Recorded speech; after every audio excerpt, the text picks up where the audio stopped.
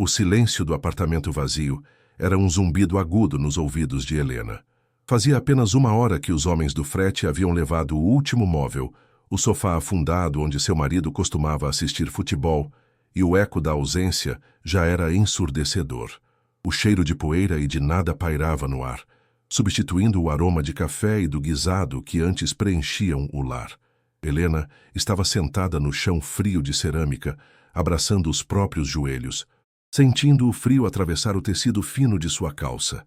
Seus filhos, Lucas, de 10 anos, e a pequena Clara, de 7, dormiam amontoados sobre um único cobertor puído no canto da sala, alheios ao abismo que se abria sob seus pés. O estômago de Helena doía, uma dor oca e persistente, mas não era só de fome.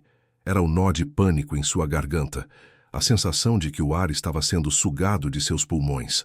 A porta da frente, agora nua, sem o capacho de bem-vindos, parecia uma boca escancarada, pronta para cuspi-los para a rua. Cada rangido do velho prédio era um lembrete do tempo se esgotando. Ela sentiu o coração apertar com uma força física, uma pontada de luto e terror que a deixou sem fôlego. As últimas moedas sobre a mesa de fórmica da cozinha, o único item que os homens do frete se recusaram a levar por estar quebrado, brilhavam tristemente sob a luz fraca da tarde. R$ 120. Ela contou as notas gastas e as moedas 3 vezes, como se a repetição pudesse magicamente multiplicar o valor. R$ 120 era o que restava depois de 3 meses de inferno. 3 meses desde que o câncer levara seu Jorge e, com ele, a segurança, a risada alta e o cheiro de graxa nas mãos que sempre conseguiam consertar tudo. Tudo, menos a doença que o consumiu. As contas do hospital, os remédios caros, os empréstimos desesperados, levaram tudo. A náusea subiu à sua garganta quando olhou para sua velha máquina de costura, seu ganha-pão empoeirada no canto. Não havia mais clientes, não havia mais tecido, não havia mais linha. Era apenas um peso morto, uma testemunha silenciosa de uma vida que não existia mais. Seu corpo inteiro tremia, não de frio, mas de uma impotência avassaladora. Ela era uma costureira sem linha, uma mãe sem teto, uma viúva à deriva em um mar de dívidas. O aviso de despejo, preso à porta com uma fita adesiva, parecia zombar dela. As letras pretas, impressas e impessoais, davam-lhe 24 horas. 24 horas para apagar uma vida inteira.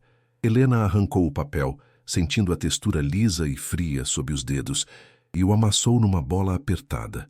Lágrimas silenciosas, quentes e amargas, finalmente escorreram por seu rosto, traçando caminhos na poeira de sua pele. Ela se lembrava de quando se mudaram para ali, recém-casados, pintando as paredes de amarelo e sonhando com o futuro. Lembrava-se da marca de altura de Lucas na moldura da porta, do primeiro passinho de Clara, naquele mesmo chão de cerâmica. Agora, aquelas memórias eram fantasmas que a assombravam. Acusações silenciosas de seu fracasso em proteger sua família. Ela não era mais a Helena forte que administrava a casa e as contas.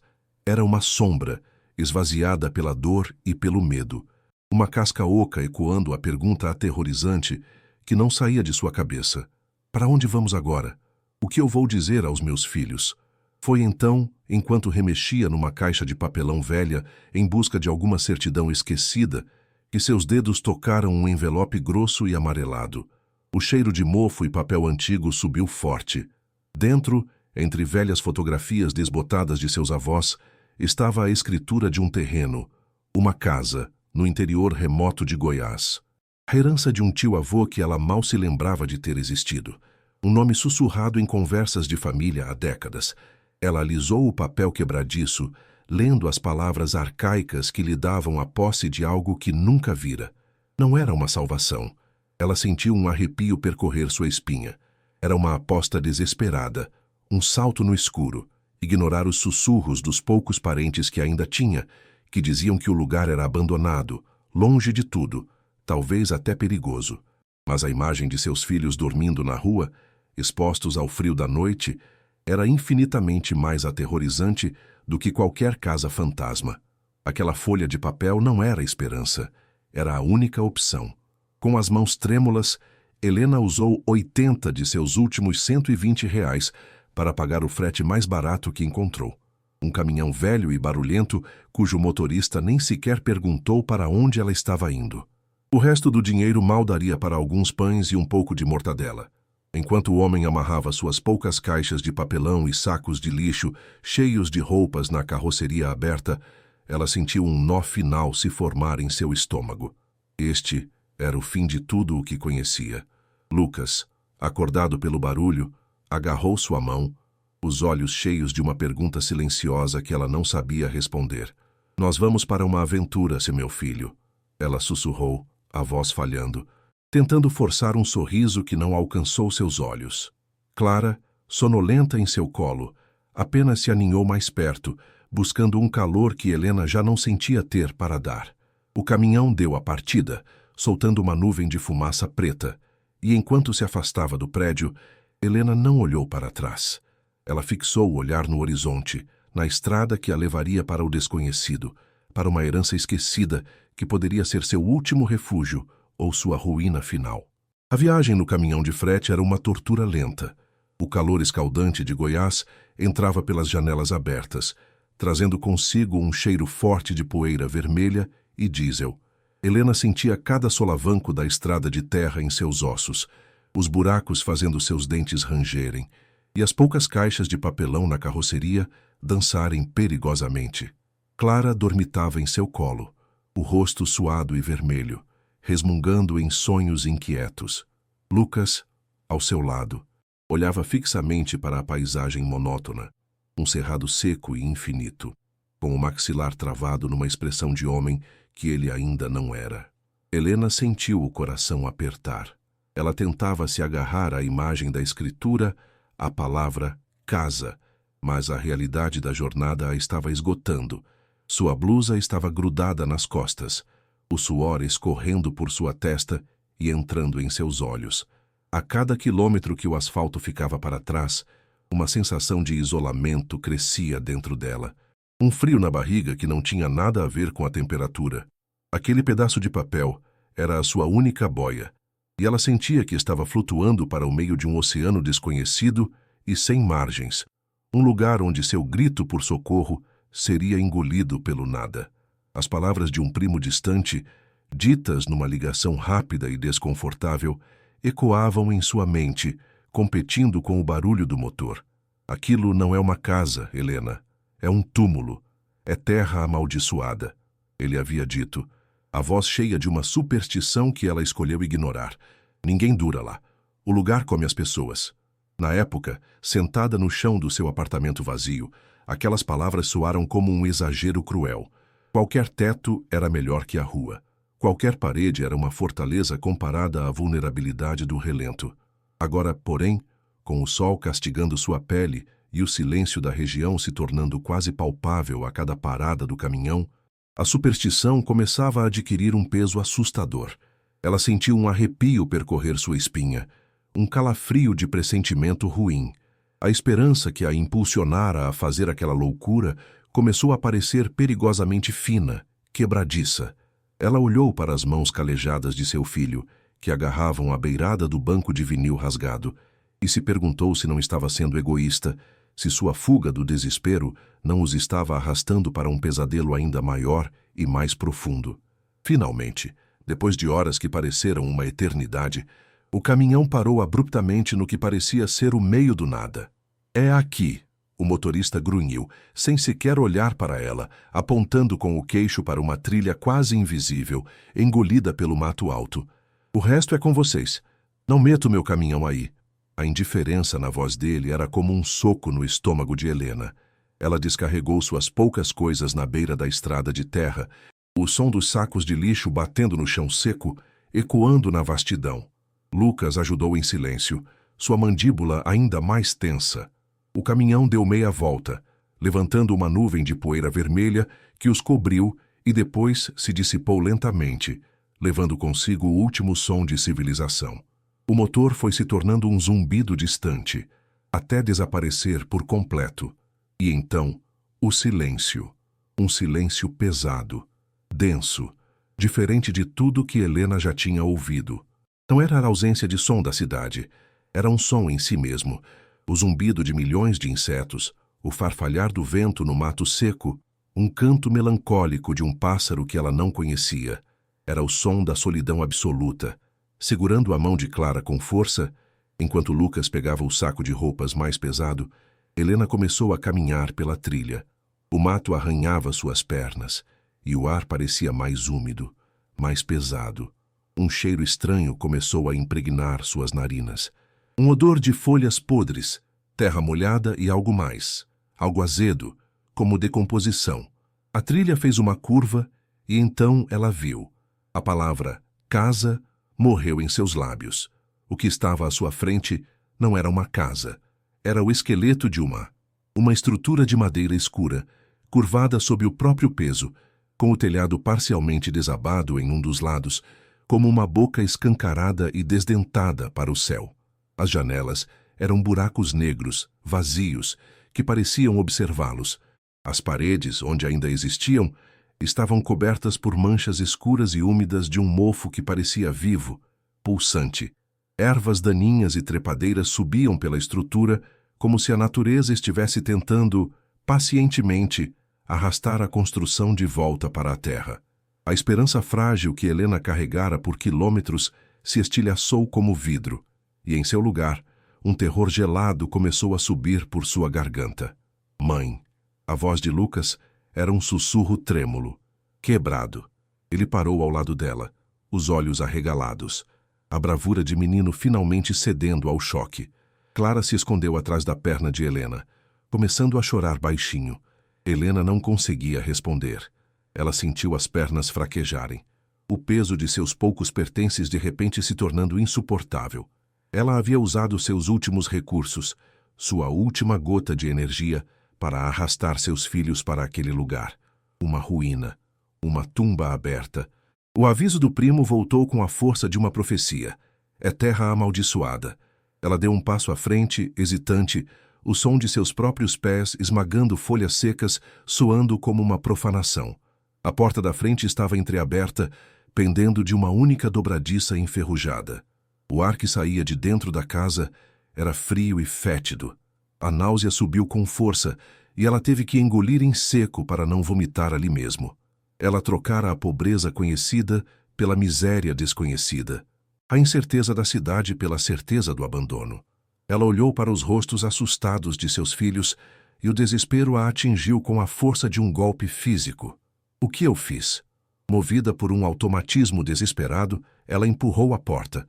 O rangido que se seguiu foi um gemido longo e agonizante, um protesto da madeira podre. O cheiro que os atingiu foi avassalador, uma onda pútrida que os fez recuar. Era o cheiro de mofo antigo, de umidade entranhada nas paredes, misturado com o fedor azedo de excrementos de ratos e o odor metálico de decadência. Era o cheiro do tempo e do abandono. Lá dentro, a escuridão era quase total, quebrada apenas por feixes de luz que entravam pelas telhas quebradas, iluminando nuvens de poeira que dançavam no ar. Seus olhos demoraram a se ajustar, mas quando o fizeram, a visão foi ainda pior. O chão de tábuas de madeira estava empenado e coberto por uma camada de sujeira e detritos. Teias de aranha grossas como algodão pendiam dos cantos e dos poucos móveis quebrados e revirados que restaram. Em um canto, uma poça de água escura refletia a luz, alimentada por uma goteira constante e lúgubre que vinha do teto. O som do drip, drip, drip era o único batimento cardíaco daquele lugar morto. Uma contagem regressiva para o nada. Helena sentiu a mãozinha de Clara tremer dentro da sua. Tem bicho? Mamãe? A menina choramingou, o rosto enterrado em sua saia. E então Helena ouviu. Um som que fez cada pelo de seu corpo se arrepiar. Um barulho rápido, arrastado, vindo de dentro das paredes e debaixo do assoalho. O som de dezenas de patas pequenas, ratos, insetos, os verdadeiros habitantes daquela casa. Um arrepio de puro nojo e medo percorreu sua espinha. Ela imaginou aquelas criaturas andando sobre seus filhos enquanto dormiam. O estômago doía de fome, mas agora a sensação era de pura repulsa. Não havia eletricidade. Não havia água corrente. a não ser a que escorria suja do telhado. Não havia segurança, não havia nada. Era um lugar insalubre, perigoso, pior que a rua, 1000 vezes pior. Na rua, pelo menos, havia luz, havia outras pessoas, havia a possibilidade de ajuda. Ali, naquele fim de mundo, eles estavam sozinhos, completamente e terrivelmente sozinhos. A percepção caiu sobre ela como uma laje de concreto. Ela não havia encontrado um abrigo. Ela havia levado seus filhos para uma armadilha. As lágrimas que ela segurara durante toda a viagem agora vieram sem controle, quentes e silenciosas, escorrendo por seu rosto sujo de poeira. Era um choro mudo, de pura desesperança. Ela desabou de joelhos no chão imundo da entrada, o impacto seco mal registrado por seu corpo dormente. Ela abraçou Clara com força, enquanto Lucas, em choque, apenas deixava seu saco de roupas cair no chão com um baque surdo. Todo o seu esforço, toda a sua luta, haviam culminado naquilo. Aquele era o seu fundo do poço. Ela olhou ao redor para a podridão, para a escuridão, para o reflexo distorcido de seu próprio rosto desesperado na poça de água no chão. Ela não era uma mãe protetora. Ela era uma tola que havia acreditado em um pedaço de papel amarelado, uma mulher que havia confundido um túmulo com um lar. A solidão daquele lugar era uma presença física, um manto frio e úmido que a sufocava, roubando-lhe o ar, a força, a última fagulha de vontade de lutar.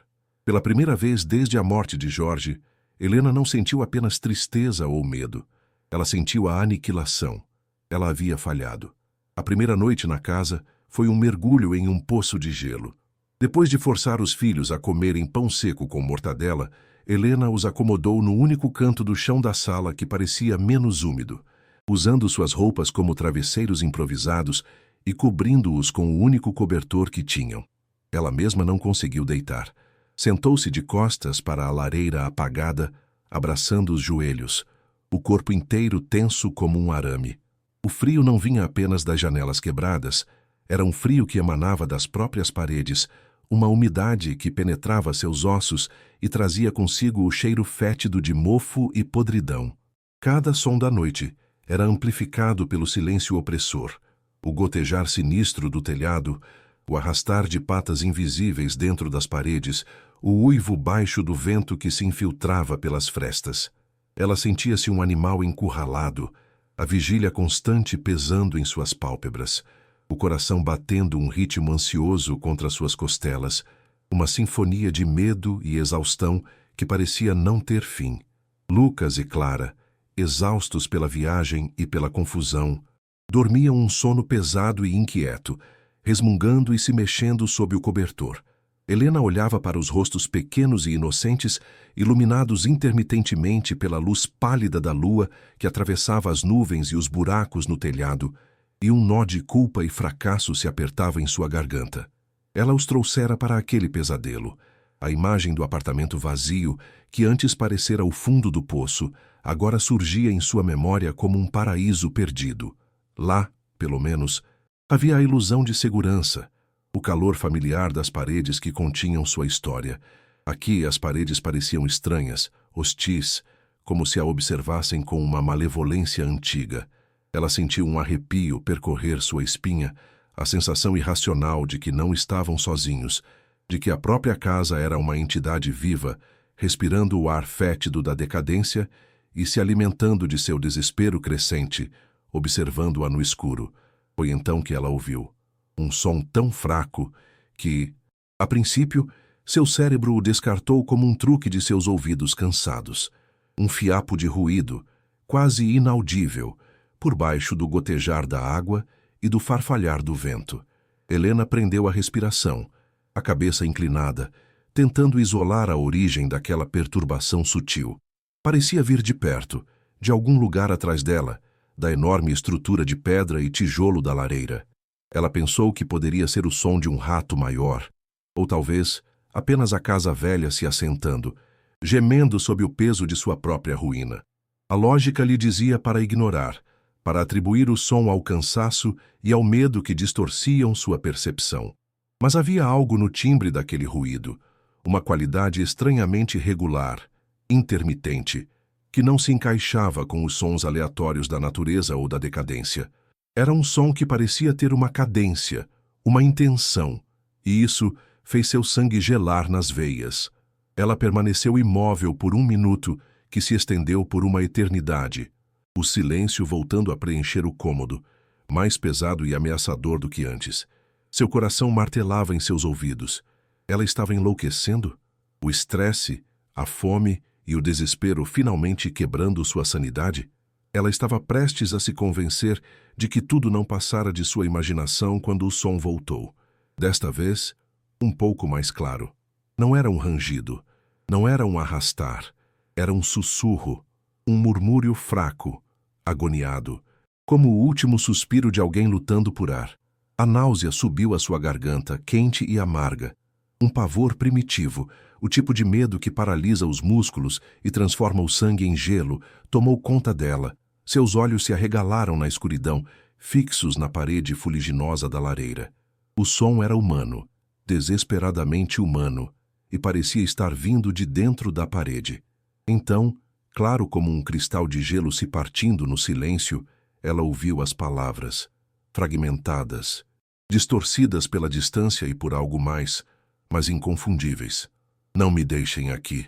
A frase se repetiu, um eco fantasmagórico que parecia arranhar o interior de seu crânio. Helena sentiu como se seu coração parasse de bater por 1 segundo antes de disparar em um galope frenético. O ar ficou preso em seus pulmões. Não era o vento, não era um animal, não era sua imaginação. Era uma voz, uma súplica vinda de um lugar onde nenhuma voz deveria estar. O aviso de seu primo sobre a casa o amaldiçoada explodiu em sua mente, não mais como superstição, mas como uma verdade terrível e literal.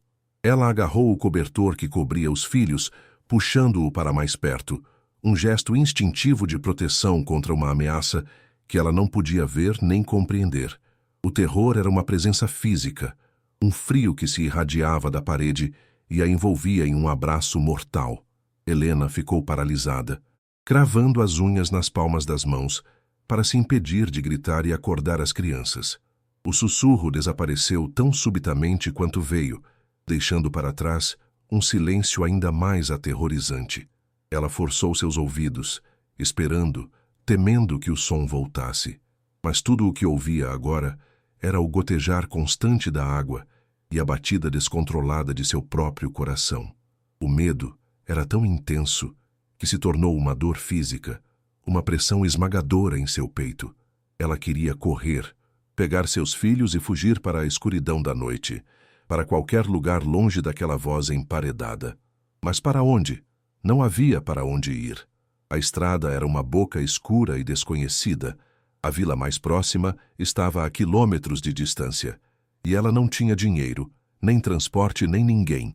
Estavam presos naquela casa assombrada, com uma voz que implorava por libertação de dentro de suas paredes. A sensação de impotência era total, esmagadora. A noite se arrastou em uma tortura de vigília. Helena não ousou fechar os olhos. Permaneceu sentada na mesma posição, uma estátua de terror, com os olhos fixos na parede da lareira, esperando. O sussurro voltou mais 2 vezes antes do amanhecer. Eram apenas fragmentos, sílabas distorcidas e abafadas, mas a súplica agoniada era inconfundível. Aqui, não, me...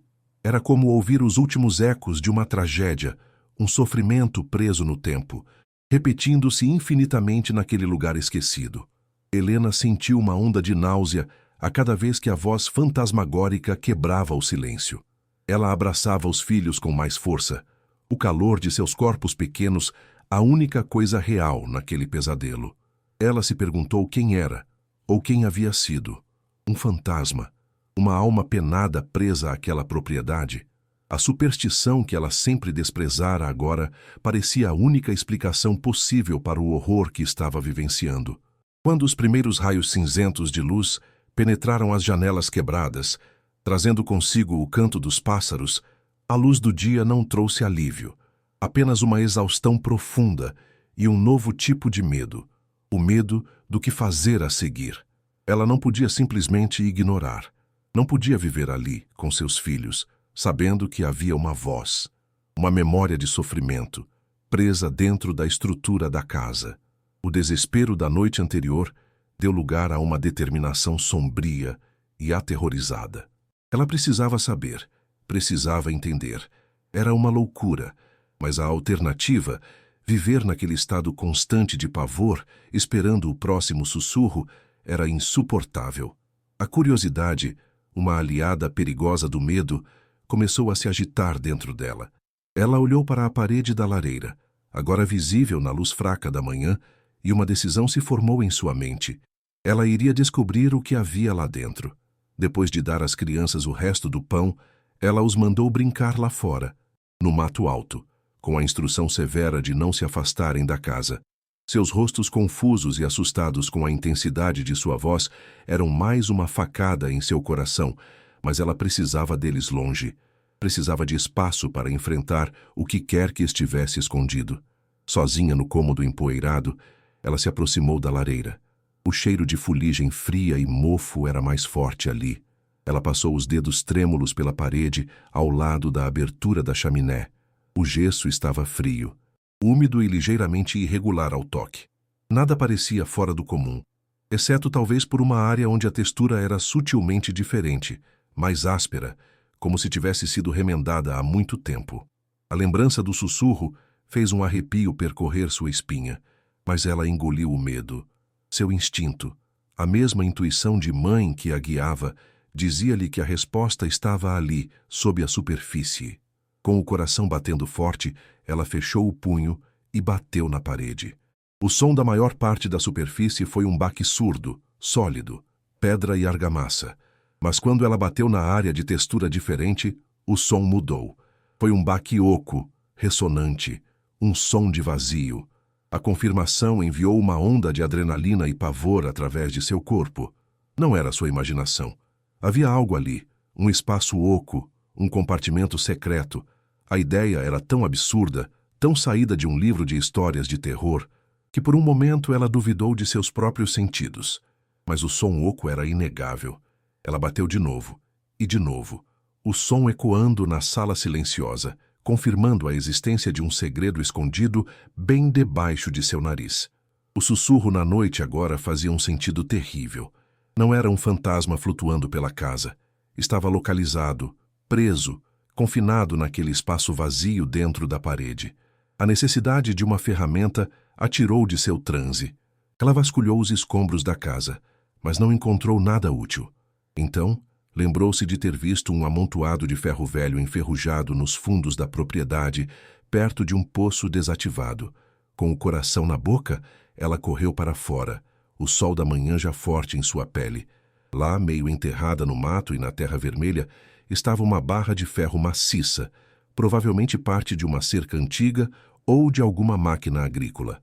Estava pesada e coberta de ferrugem, mas era perfeita. A aspereza do metal frio e áspero em suas mãos deu-lhe uma estranha sensação de poder, um contraponto à sua total vulnerabilidade. Aquela barra de ferro não era mais um pedaço de lixo, era uma chave, a única ferramenta que ela tinha para desvendar o mistério que a aprisionava naquela casa. De volta à sala, ela se posicionou em frente à parede. O esforço para levantar a barra de ferro fez seus músculos protestarem. Por um instante, ela hesitou. O peso da ferramenta e a enormidade do que estava prestes a fazer a paralisando. Estava profanando um túmulo ou estava libertando uma alma? Ela não sabia. Só sabia que não podia voltar atrás. Respirando fundo, o ar cheio de poeira e medo, ela ergueu a barra e a golpeou contra o ponto oco da parede. O impacto foi ensurdecedor. Um som seco de gesso se partindo ecoou pela casa, e uma nuvem de poeira branca e cinzenta explodiu, fazendo-a tossir e recuar. Um buraco do tamanho de seu punho apareceu na parede, revelando a escuridão lá dentro. Ela golpeou de novo, e de novo, a fúria e o medo alimentando seus braços. Cada golpe, um ato de desafio contra o terror que a consumia. O gesso e o reboco caíam em pedaços no chão, revelando o que havia por baixo. Não era a estrutura de madeira que ela esperava, mas uma parede de tijolos, dispostos de maneira irregular, e no centro, exatamente onde o som era mais oco, Os tijolos eram diferentes. Estavam mais escuros, sem argamassa entre eles, como se tivessem sido colocados ali às pressas, apenas encaixados para selar uma abertura. O coração de Helena martelava contra suas costelas. Era aquilo, a entrada para o compartimento secreto, a porta para o lugar de onde vinha a voz. Ela largou a barra de ferro, o barulho do metal batendo na madeira fazendo-a pular, e se ajoelhou em frente ao buraco. O trabalho agora era mais delicado. Ela precisava remover os tijolos soltos.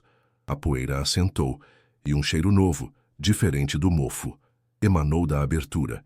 Era um odor fraco, mas nauseante, de couro mofado, papel em decomposição e algo mais, algo vagamente químico e metálico. Com as mãos trêmulas, ela enfiou os dedos na fresta ao lado de um dos tijolos soltos e puxou. Ele cedeu com uma facilidade alarmante, desmanchando-se um pouco em suas mãos. A escuridão lá dentro era total, e o cheiro se tornou mais forte, mais definido. Era o cheiro de coisas antigas e esquecidas, apodrecendo lentamente na ausência de ar e luz. Ela removeu um segundo tijolo e um terceiro, o coração batendo tão forte que ela podia ouvi-lo em seus ouvidos. O medo se misturava agora a uma curiosidade febril, quase insana. O que encontraria ali dentro? Ossos? Uma tumba improvisada? A ideia fez seu estômago revirar, mas ela não conseguia parar.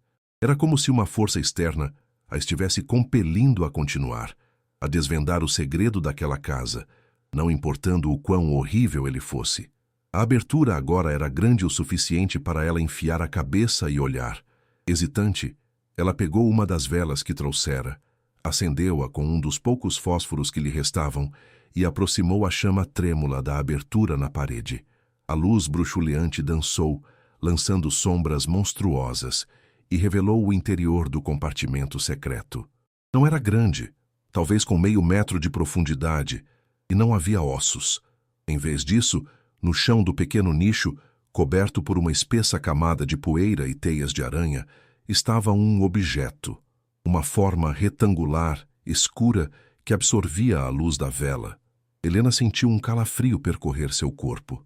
Era uma maleta, uma pequena maleta de couro, do tipo que médicos ou advogados usavam antigamente. Estava coberta por uma camada esverdeada e preta de mofo, suas fivelas de metal completamente corroídas pela ferrugem e pela umidade. Estava ali, esperando no escuro, há sabe-se lá quanto tempo. A visão da maleta, tão mundana e ao mesmo tempo tão terrivelmente fora de lugar, foi mais chocante do que se tivesse encontrado um esqueleto. Um esqueleto contaria uma história simples de morte. Aquela maleta prometia uma história complexa, um segredo guardado. O que alguém esconderia com tanto cuidado dentro de uma parede? Com o coração na garganta, Helena enfiou o braço no buraco. Seus dedos tocaram a superfície da maleta. Era fria, úmida e estranhamente macia por causa do mofo. Uma onda de repulsa a percorreu, e ela quase recuou, mas a imagem da súplica sussurrada na noite anterior a impulsionou. Com um esforço, ela agarrou a alça rígida e puxou. A maleta era mais pesada do que parecia. Ela a arrastou para fora do buraco com um som áspero e a colocou no chão empoeirado da sala. A poeira que se levantou dançou nos raios de sol, parecendo confete em uma cena macabra. Por um longo momento, Helena apenas ficou olhando para a maleta. Era um objeto de outro tempo, um fantasma materializado. As fivelas estavam tão enferrujadas que era impossível abri-las. Ela pegou a barra de ferro novamente e, usando a ponta como alavanca, forçou a primeira trava. Com um estalo alto e um rangido de metal protestando, a trava se partiu. Ela fez o mesmo com a segunda. Um cheiro ainda mais concentrado de mofo e papel velho escapou da maleta quando a tampa se soltou. Com uma última inspiração profunda para firmar os nervos, ela levantou a tampa de couro endurecido. O que viu lá dentro fez seu sangue gelar e, ao mesmo tempo, acendeu uma nova chama de curiosidade intensa. O mistério da casa estava prestes a se aprofundar de uma maneira que ela jamais poderia ter imaginado. O sussurro na parede era apenas o começo de uma história muito mais sombria. A maleta estava forrada com um cetim que um dia talvez fora vermelho, mas agora estava manchado e descolorido pela umidade. Sobre o tecido puído repousavam vários objetos, cuidadosamente arrumados. A primeira coisa que seus olhos notaram foram os diários. Eram 3 cadernos de capa dura preta, embrulhados em um pedaço de oleado para protegê-los da umidade. Mesmo assim, as bordas das páginas estavam amareladas e onduladas, e o cheiro de papel antigo e tinta desbotada era forte. Ela pegou um deles com as mãos trêmulas. A caligrafia na primeira página era elegante, mas apressada, cheia de uma urgência que atravessava as décadas. Eram anotações detalhadas, datas, nomes, lugares. Não era um diário pessoal de sentimentos, mas um registro, um dossiê. Um nó se formou em seu estômago. O que quer que estivesse registrado ali era algo que alguém queria esconder a qualquer custo. Ao lado dos diários havia outro objeto, e foi a visão dele que fez seu coração parar por um instante. Era pequeno, metálico, com botões minúsculos e uma pequena grade de alto-falante. Um gravador de fita, um microgravador cassete, um aparelho que ela não via desde sua adolescência. Estava coberto pela mesma camada de poeira e corrosão que o resto, uma relíquia de uma era tecnológica passada. Um calafrio percorreu sua espinha ao fazer a conexão. Um gravador, uma voz.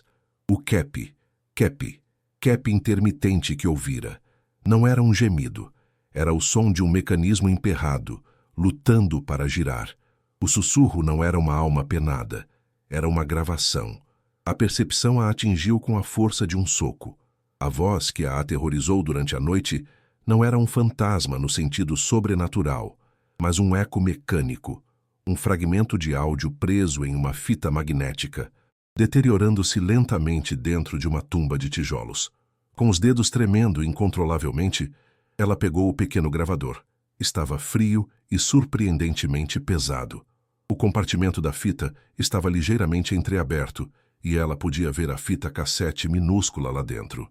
A fita de áudio, fina e marrom, estava um pouco para fora, emaranhada no mecanismo, como se tivesse parado no meio de uma reprodução ou gravação. Foi então que ela entendeu a natureza intermitente do som. A umidade, a decadência, a pressão do tempo, algo no mecanismo em decomposição devia estar causando um contato elétrico esporádico ou um movimento mecânico mínimo, o suficiente para girar a fita por um microsegundo e emitir aquele fragmento de áudio. Aquela súplica fantasmagórica que quase a levara à loucura. A explicação era lógica, mecânica, mas, de alguma forma, isso tornava tudo ainda mais assustador. Espalhadas no fundo da maleta, sob o gravador, havia mais delas. Pelo menos uma dúzia de microfitas cassete, cada uma cuidadosamente etiquetada com datas e códigos que ela não compreendia. Mina 01, Conf J.A. Vig 03. Eram provas. A voz que ela ouviu não era um lamento aleatório, era uma evidência. Alguém tinha gravado algo importante, algo tão perigoso que a única opção foi emparedar as provas, na esperança de que um dia fossem encontradas. E a pessoa que fez isso? O que aconteceu com ela? Helena olhou novamente para a parede, para o buraco escuro de onde tirara a maleta. O compartimento não era grande, mas a ideia que se formou em sua mente era tão monstruosa que ela a empurrou para longe. Mas a pergunta permaneceu, pairando no ar poeirento como um veneno. Quem era o dono da voz na fita? E quem era a pessoa que a gravou? Ela sentou-se no chão imundo, cercada pelos destroços da parede e pelo conteúdo da maleta. O sol lá fora parecia pertencer a outro mundo. O drama de sua própria pobreza e desespero, que até a noite anterior parecia o centro de seu universo, agora parecia pequeno, eclipsado por um mistério muito maior e mais antigo. Ela não estava mais apenas em uma casa abandonada. Estava no epicentro de uma história sombria, uma história de segredos e perigos que fora literalmente selada dentro daquelas paredes. Os diários e as fitas em suas mãos não eram apenas objetos velhos. Eram a voz de um passado que se recusava a morrer, uma voz que a escolhera, por acaso ou por destino, para ser sua testemunha.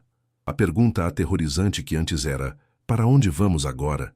Havia se transformado em algo infinitamente mais complexo e perigoso. Que história esses diários e fitas contêm? E o que eu devo fazer com ela? Com as mãos cobertas de poeira e ferrugem, Helena sentou-se no chão imundo, o coração um tambor descontrolado em seu peito. A luz do sol entrava em faixas oblíquas pelas frestas do telhado, iluminando a cena surreal. A maleta de couro mofada aberta, os diários amarelados e o pequeno gravador, uma relíquia de um tempo esquecido. Um cheiro de segredo e decadência emanava dos objetos, um perfume de história apodrecida. Ela sentia um calafrio percorrer sua espinha, não mais de medo sobrenatural, mas de um pavor muito mais terreno e concreto. Aquilo não era um tesouro, era um fardo, uma herança de sangue e silêncio que, de alguma forma, agora lhe pertencia. Ela olhou para os filhos brincando lá fora, suas risadas distantes contrastando violentamente com o silêncio pesado que se instalara dentro da casa e dentro de sua alma. Ela estava no limiar de uma verdade que tinha o poder de destruir tudo, e o peso dessa responsabilidade era quase físico, uma pressão esmagadora sobre seus ombros cansados. Seu primeiro impulso foi fechar a maleta, empurrá-la de volta para o buraco na parede, selar a tumba do segredo e fingir que nada havia acontecido. Mas a lembrança daquela voz, daquele sussurro de agonia mecânica, não a deixava em paz. Era a voz de um homem. E os diários, ela percebeu ao tocar suas capas ásperas, deviam pertencer a ele. Com dedos trêmulos, abriu o primeiro caderno. A data na primeira página a fez prender a respiração. 12 de março de 1983. A caligrafia era firme, precisa, e o nome na folha de rosto, em uma assinatura elegante, a atingiu como um raio: Ricardo de Almeida, seu tio-avô. O nome que ela só conhecia da escritura. O homem que lhe deixara aquela casa. Ele não era apenas um parente distante. Era o autor daquele dossiê perigoso. O nó em sua garganta se apertou. A história não era de um estranho. A história era de sua família.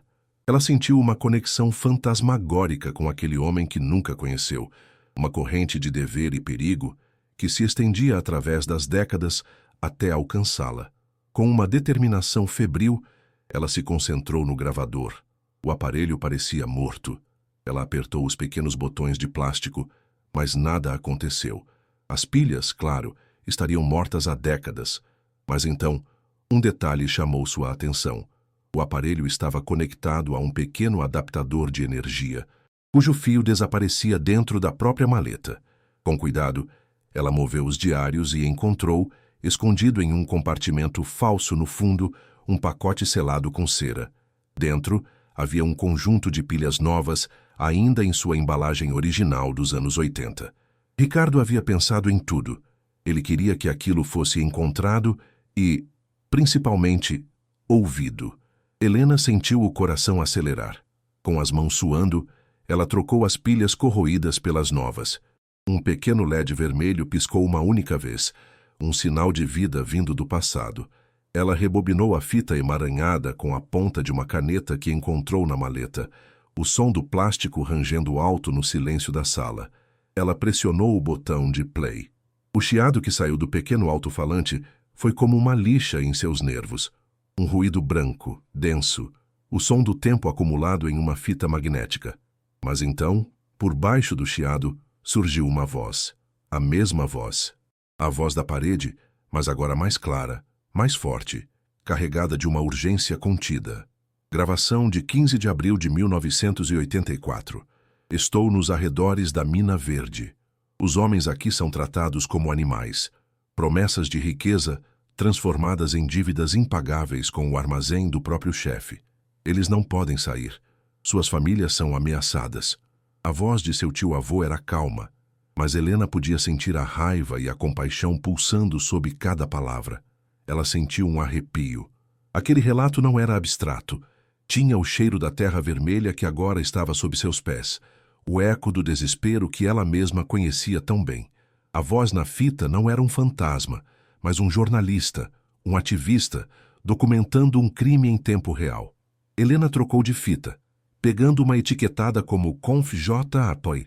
O chiado voltou, seguido pela voz de um homem diferente. Uma voz trêmula, assustada, cheia de sotaque local. Eles disseram que era só por um mês. Já faz 2 anos. Meu compadre, o Silvino, tentou fugir. Pegaram ele. O capataz e aquele diabo do Anésio. Eu ouvi os gritos a noite toda. Nunca mais vi o Silvino. A voz do homem falhou, se transformando em um soluço abafado. Eles jogam os corpos nos poços velhos. Dizem que a terra come tudo, que ninguém vai procurar pobre aqui. Helena levou a mão à boca, a náusea subindo com força. Os poços abandonados que ela vira perto da casa não eram apenas buracos no chão. Eram sepulturas. A casa não era amaldiçoada. A terra ao redor dela estava encharcada de sangue, envenenada por uma crueldade sistemática e invisível. A beleza rústica do cerrado que ela vira da janela do caminhão agora lhe parecia uma máscara, escondendo um cemitério a céu aberto. Desesperada por respostas, ela abriu um dos diários, folheando as páginas com uma avidez mórbida. Seus olhos corriam pelas anotações, pelos nomes, pelas datas que correspondiam às fitas. Era um trabalho meticuloso de investigação. Seu tio-avô não era um amador. Ele listava os nomes dos trabalhadores desaparecidos, descrevia o esquema de grilagem de terras, como pequenos proprietários eram expulsos para dar lugar à exploração ilegal de esmeraldas. E então, um nome se repetia, página após página, sempre associado ao poder, à ordem, à violência. O mandante, o chefe de tudo, Dr. Valdemar. O diário o descrevia como um político influente de Brasília, um homem com uma fachada de benfeitor, que doava para as igrejas e escolas da região, mas que nos bastidores controlava o esquema com mão de ferro. A leitura daquele nome fez o sangue de Helena gelar. Não era um capanga qualquer, era alguém poderoso, protegido, intocável. A peça final e mais aterrorizante do quebra-cabeça estava na última fita, sem etiqueta, ainda no gravador. Ela a rebobinou até o fim e apertou play. O que ouviu a fez soltar um grito abafado, o som morrendo em sua garganta. Era a voz de Ricardo, mas diferente. Estava ofegante e apavorada. Eles me descobriram. Estão na casa. Sons de luta, um baque surdo, um gemido de dor. E então, a voz de outro homem, brutal, cheia de raiva. Achou que podia nos foder, seu filho da puta de Brasília? Vai aprender. Helena sentiu lágrimas de pavor escorrerem por seu rosto. Ela estava ouvindo o assassinato de seu próprio parente. O som da gravação mudou, ficou abafado. Ricardo falava em sussurros com a respiração curta. Estão me fechando. Na parede. Atrás da lareira. Não me deixem aqui. E então, o som inconfundível de tijolos sendo assentados, o barulho da argamassa sendo jogada. A voz de Ricardo foi ficando cada vez mais distante, até se tornar o sussurro que a assombrara, terminando em um silêncio absoluto. Helena arrancou a fita do gravador como se ela queimasse, jogando-a no chão. O horror era total, paralisante. Ela olhou para o buraco na parede, agora entendendo sua verdadeira natureza. Não era um compartimento secreto, era um sarcófago. Seu tio-avô, Ricardo, fora emparedado vivo ali, a poucos metros de onde ela tentara dormir, morrendo lentamente, enquanto sua voz era a última coisa a ser selada com ele. A casa inteira pareceu encolher ao seu redor, as paredes suando a agonia daquele homem. A náusea a venceu e ela se arrastou para a porta, vomitando o pouco que tinha no estômago na terra seca do lado de fora. Seu corpo tremia incontrolavelmente. A maldição da casa era real, mas não era sobrenatural. Era a memória de uma violência tão extrema que havia impregnado a própria estrutura do lugar. Ela não estava em uma casa mal assombrada. Estava na cena de um crime, em um monumento à crueldade humana. Foi nesse momento de vulnerabilidade absoluta que ela ouviu. Um som que não pertencia àquele lugar. O som de um motor potente, aproximando-se pela estrada de terra. Não era o ronco de um caminhão velho ou de uma moto. Era o zumbido suave e caro de um carro de luxo. Em pânico, Helena correu para dentro, juntou os diários, as fitas e o gravador e enfiou tudo de volta na maleta. Ela a empurrou para debaixo de uma pilha de tábuas podres em um canto escuro da sala, o coração batendo descontroladamente. Quem poderia ser? Ninguém sabia que eles estavam ali, exceto o motorista do frete. Ela correu para a janela quebrada, espiando pela fresta. Uma caminhonete preta, reluzente e absurdamente limpa parou em frente à ruína. A poeira vermelha parecia ter medo de sujar a pintura polida. O contraste entre o veículo e a casa era um grito silencioso de poder e riqueza versus decadência e miséria. A porta do motorista se abriu e um homem saiu. Ele não era velho, talvez 50 e poucos anos, mas tinha o ar de quem servia a alguém mais velho e poderoso. Vestia calças de sarja impecavelmente passadas e uma camisa polo branca, tão limpa que feria os olhos sob o sol forte. Seus sapatos de couro brilhavam. Ele olhou para a casa com uma expressão de desprezo contido, ajeitando o colarinho como se o próprio ar dali o ofendesse. Ele caminhou em direção à entrada, seus passos firmes e confiantes no terreno irregular. Helena recuou da janela, o coração na garganta. Ela correu para junto dos filhos, que haviam parado de brincar e olhavam assustados para o estranho. Ela os abraçou com força, seu corpo formando um escudo instintivo. Aquele homem não estava ali por acaso. A chegada dele, logo após sua descoberta, era uma coincidência impossível e aterrorizante. O homem parou à porta, o corpo alto bloqueando a luz. "Com licença", ele chamou, a voz polida, mas com um timbre de comando que não esperava ser ignorado. "Sou Adelmo, gerente da mineradora Vale Azul. Fui informado de que a propriedade foi ocupada. Vim em nome do Dr. Valdemar. O nome do diário." Helena sentiu o chão desaparecer sob seus pés. Uma onda de frio glacial percorreu seu corpo, apesar do calor sufocante. Não era uma coincidência. Eles sabiam. De alguma forma, eles sempre souberam. Ela permaneceu em silêncio, paralisada, apenas apertando os filhos contra si. Adelmo sorriu, um sorriso que não alcançava seus olhos frios e calculistas. "Não precisa ter medo. O Dr. Valdemar é um homem bom, um benfeitor desta região. Ele sabe das condições precárias desta propriedade. Na verdade, ele me enviou para fazer uma oferta." Helena engoliu em seco, tentando encontrar a voz. "Oferta?" Ela conseguiu sussurrar, a palavra soando fraca e patética. "Sim", disse Adelmo, o sorriso se alargando. "O doutor tem um carinho por esta terra, apesar de tudo. Ele oferece 50 mil reais pela propriedade. Em dinheiro, hoje mesmo. É mais do que este lugar jamais valerá. O suficiente para a senhora e suas crianças recomeçarem em um lugar decente na cidade. 50 mil reais. A quantia era uma fortuna inimaginável para Helena. Seria o fim de todas as suas preocupações, o fim da fome, do medo do despejo. Seria a salvação. Mas ela sabia o que a oferta significava. Era dinheiro para comprar seu silêncio, para comprar a tumba de seu tio-avô, para comprar as provas de décadas de assassinatos e escravidão. A tentação era uma dor física, uma batalha violenta travada dentro dela, entre o instinto de sobrevivência e a verdade terrível que agora conhecia. Ela olhou para os rostos de Lucas e Clara, sujos e assustados. 50 mil reais, uma casa de verdade, comida na mesa, escola, segurança, tudo o que ela queria no mundo. Mas o rosto de Ricardo, que ela nunca vira, mas agora imaginava claramente, se sobrepôs ao de seus filhos. A voz dele, abafada, implorando da parede, os soluços do trabalhador na fita, o nome Silvino. Ela não conseguia falar. O silêncio se estendeu pesado e denso. A hesitação dela, a incapacidade de aceitar a oferta imediatamente, foi a resposta que Adelmo precisava. O sorriso desapareceu de seu rosto, substituído por uma máscara de fria impaciência. Ele olhou para a casa, depois para os filhos dela, e seu tom de voz mudou, tornando-se baixo, quase casual, mas carregado de uma ameaça que era como a ponta de uma faca gelada em sua pele. "É uma oferta generosa, senhora.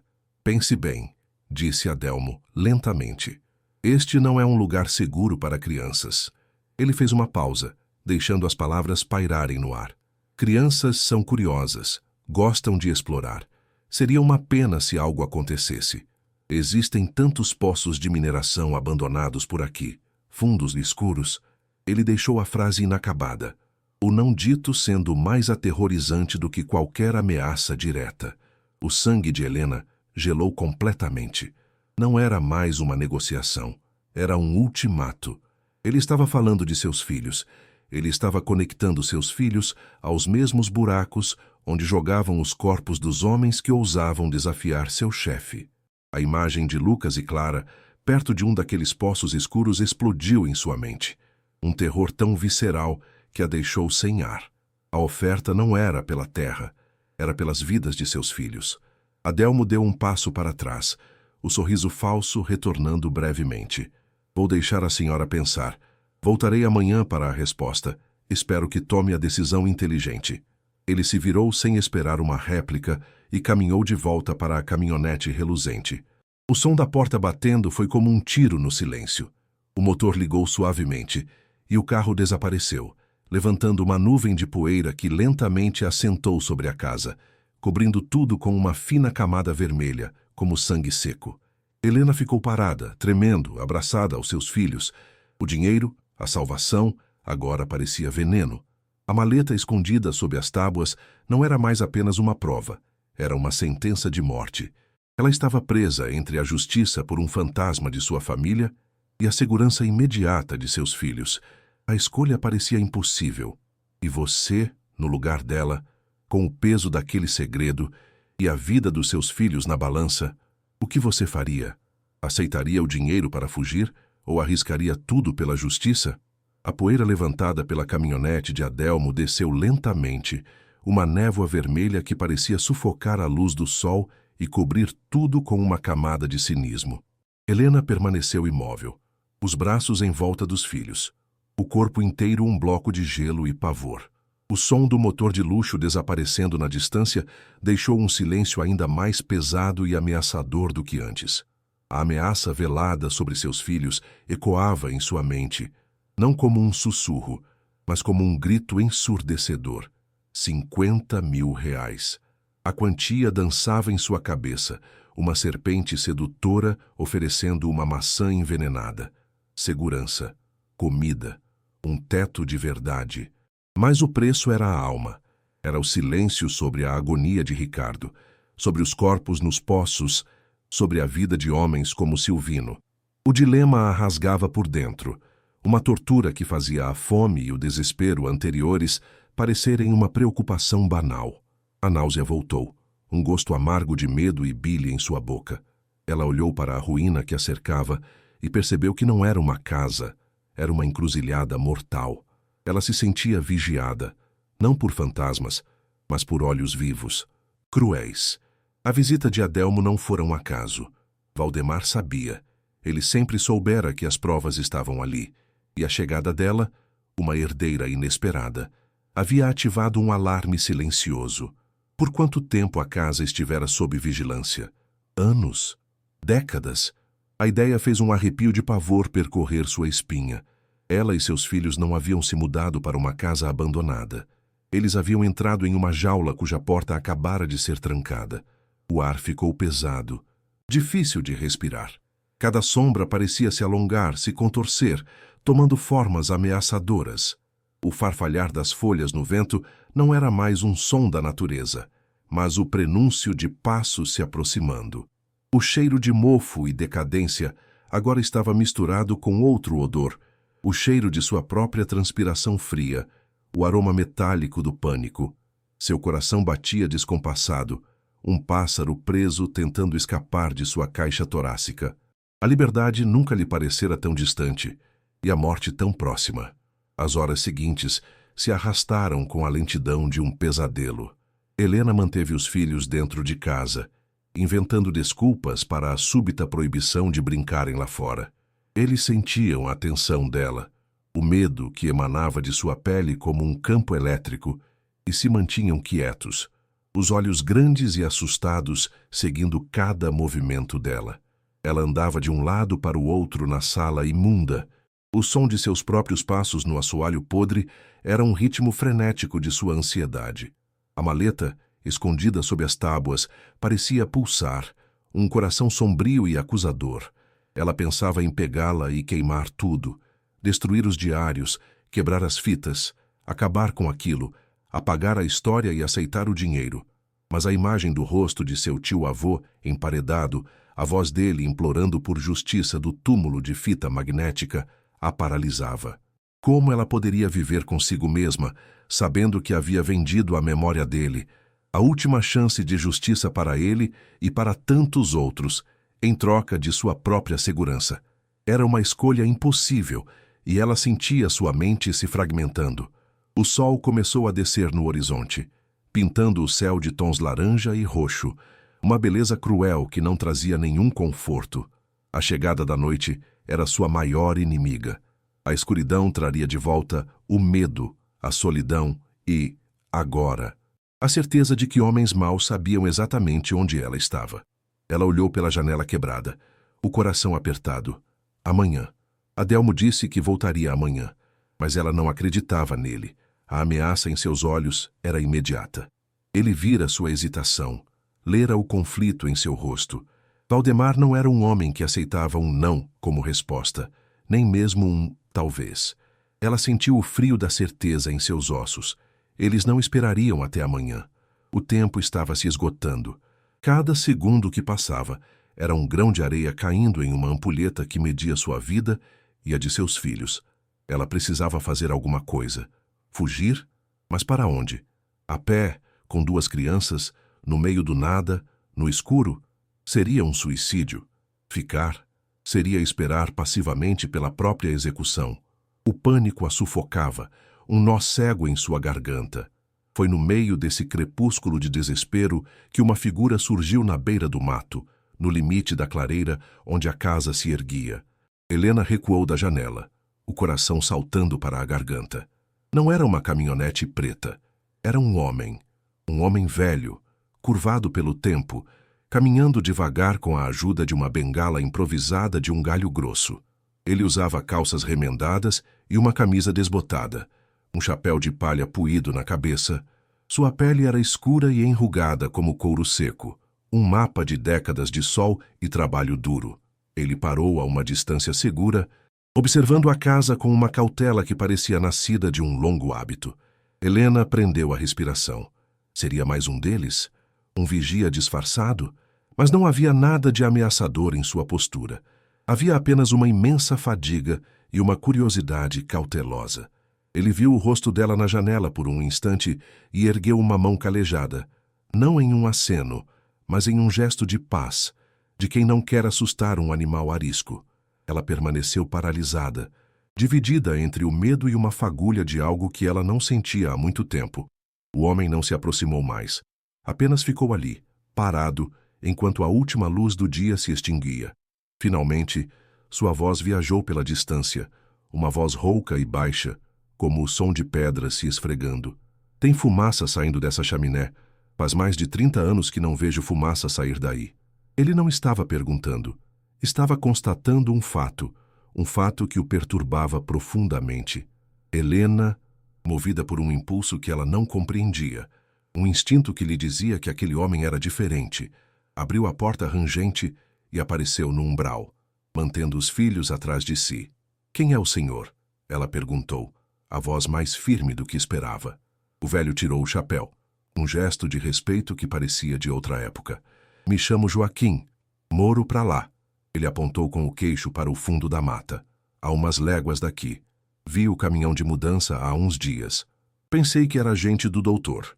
O nome doutor, dito com uma mistura de medo e desprezo, confirmou as suspeitas de Helena. Aquele homem sabia. Ele fazia parte daquela história. A menção de Valdemar foi a chave que abriu a comporta do desespero de Helena. As lágrimas que ela segurara desde a visita de Adelmo vieram de uma vez. Um choro convulso e silencioso que sacudia seus ombros. Ela não conseguia mais aguentar. Aquele velho, com seu rosto sulcado de tristezas antigas, parecia ser a única alma viva em quilômetros que talvez pudesse entender o horror em que ela estava mergulhada. Seu Joaquim viu o colapso dela e, pela primeira vez, seus olhos demonstraram mais do que cautela. Havia uma compaixão profunda, o reconhecimento de um sofrimento familiar. Ele se aproximou devagar, passo a passo, a bengala fincando na terra vermelha. "O pessoal do doutor já veio aqui, não foi?" Ele perguntou, a voz suave, sabendo a resposta. "Ele sempre vem."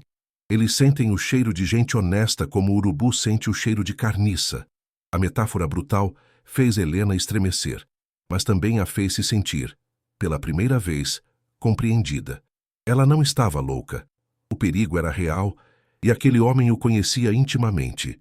Ele era um guardião daquele segredo sombrio.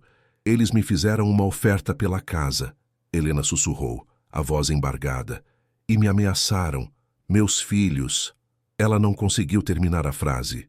Seu Joaquim assentiu lentamente, o olhar fixo na casa, como se pudesse ver através das paredes podres.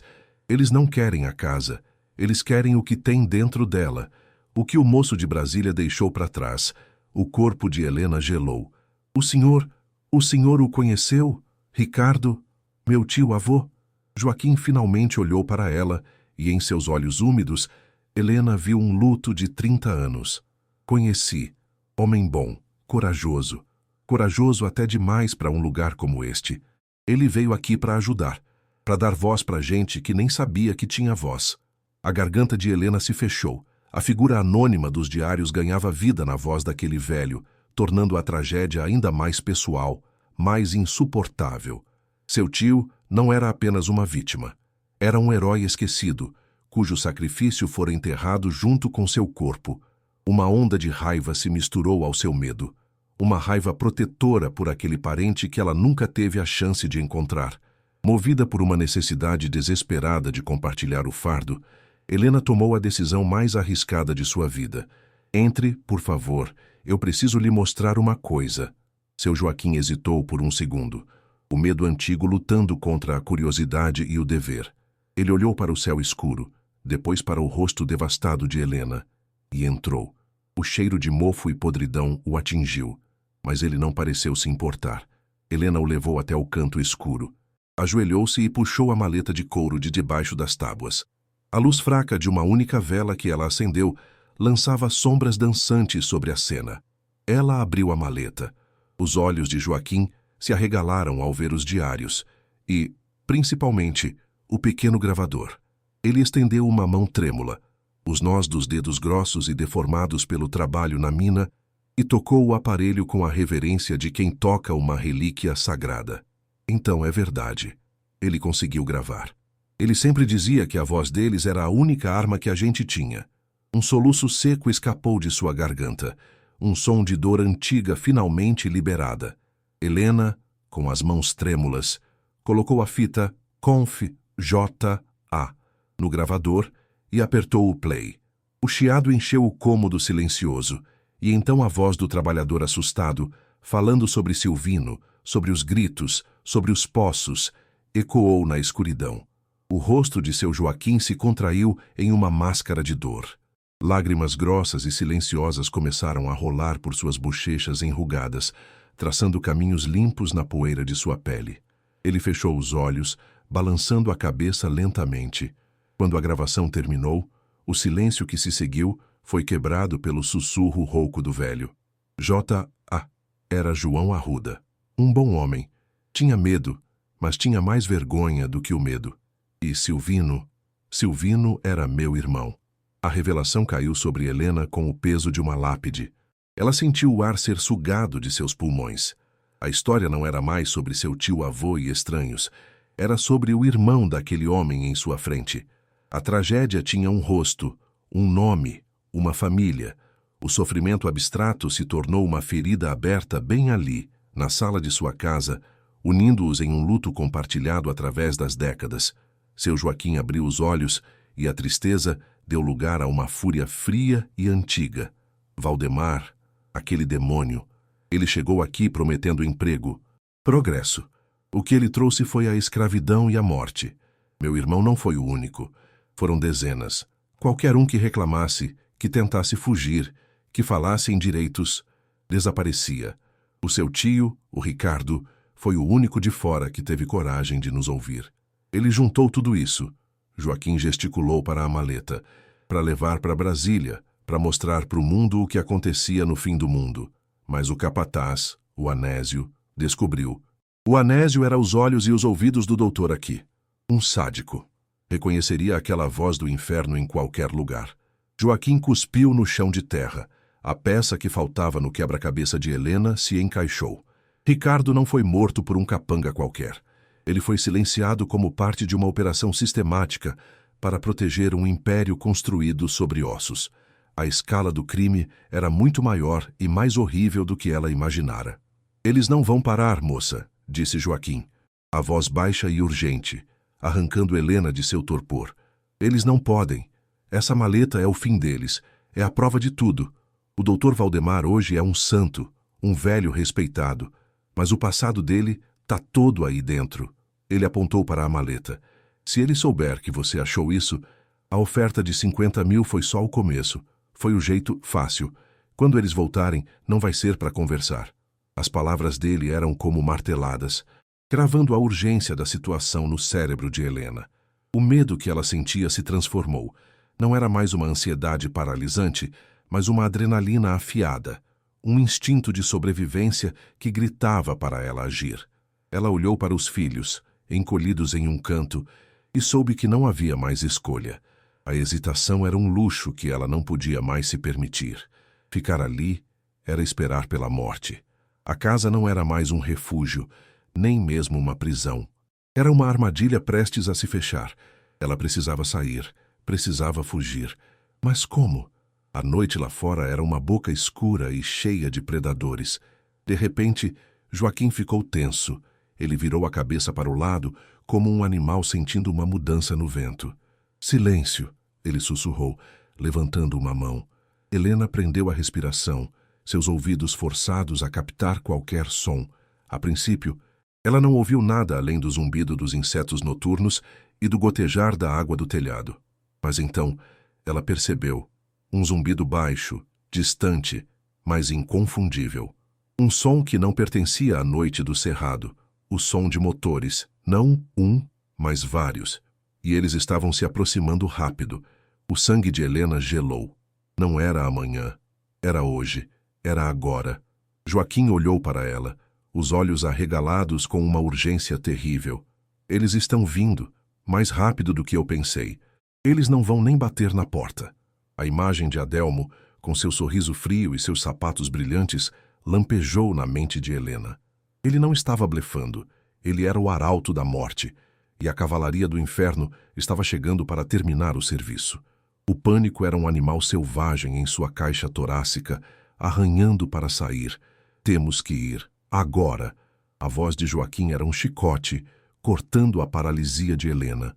Não pela estrada. Eles vão cercar a casa. Tem um caminho pela mata, um atalho que só os antigos conhecem. Leva até a minha casa. Lá a gente está seguro por um tempo. A ideia de correr pela mata escura, cheia de cobras e sei lá o que mais, era aterrorizante. Mas o som dos motores se aproximando era infinitamente mais assustador.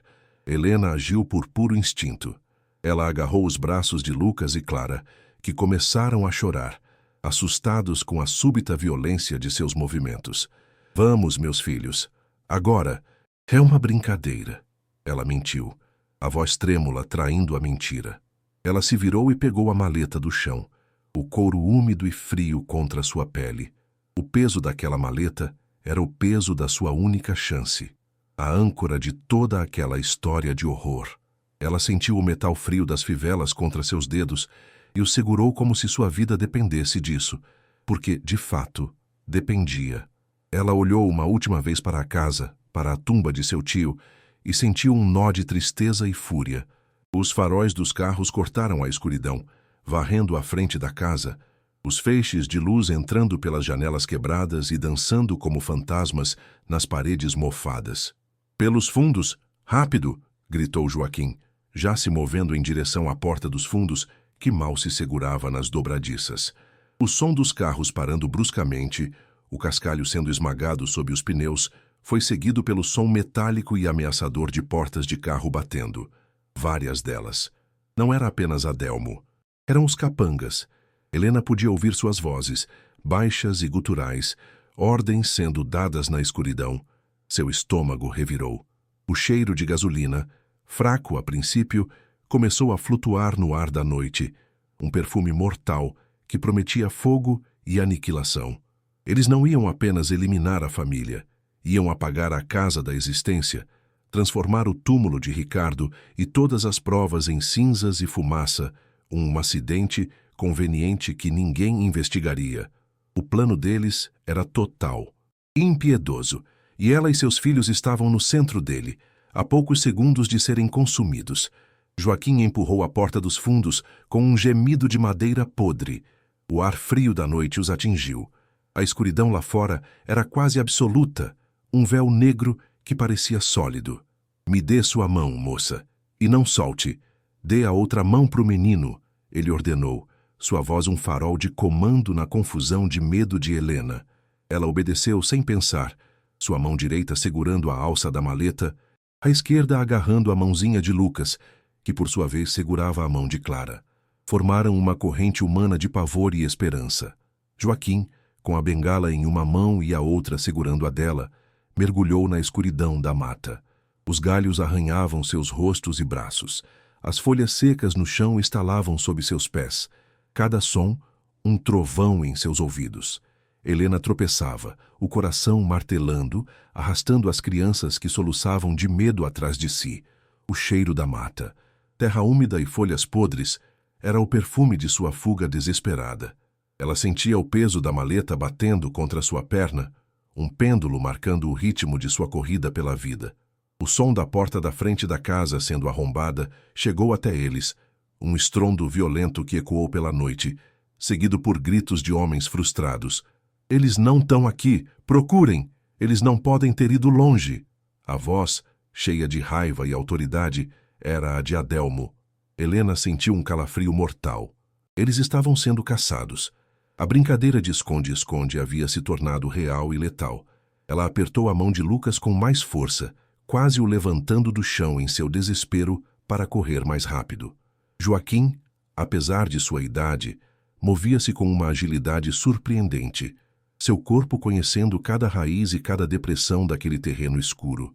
Ele era o guia deles através do labirinto, o pastor improvável de seu pequeno rebanho assustado. A respiração de Helena era um chiado doloroso em seu peito, seus pulmões queimando. Ela não ousava olhar para trás, temendo ver a luz das lanternas dos capangas cortando a escuridão, se aproximando cada vez mais.